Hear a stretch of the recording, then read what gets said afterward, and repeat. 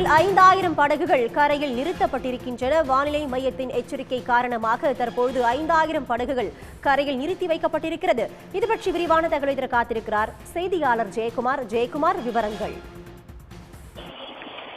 தூத்துக்குடி மாவட்டத்தில் கடந்த 17ஆம் தேதி பெய்த மழை காரணமாக 17ஆம் தேதி முதலே மீனவர்கள் கடலுக்கு செல்லவில்லை.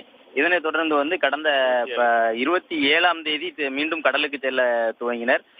அதன் பிறகு இன்று கனமழை எச்சரிக்கை விடுக்கப்பட்டுள்ளதால் வானிலை ஆய்வு மையம் சார்பில் கனமழை எச்சரிக்கை விடுக்கப்பட்டுள்ளதால் மீண்டும் கடலுக்கு செல்ல வேண்டாம் என மீன்பிடி துறைமுகத்துக்கு உத்தரவு பிறப்பிக்கப்பட்டுள்ளது. இதன் காரணமாக தூத்துக்குடி மாவட்டம் முழுவதும் சுமார் 500க்கும் மேற்பட்ட விசைப்படகு மற்றும் 5000த்திற்கும் மேற்பட்ட நாட்டுப் படகுகள் கரையோரம் நிறுத்தி வைக்கப்பட்டுள்ளது.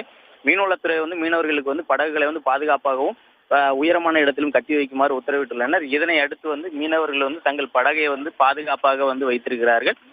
கனமழை எச்சரிக்கை காரணமாக மீனவர்கள் இன்று செல்லாத காரணத்தினால் 10,000க்கும் மேற்பட்ட மீனவர்கள் வருவாயிலிருந்து காணப்படுகின்றார்கள். உடனுக்குடன் செய்திகளை தெரிந்து கொள்ள சன் நியூஸ் பெல் ஐகானை கிளிக் பண்ணுங்க.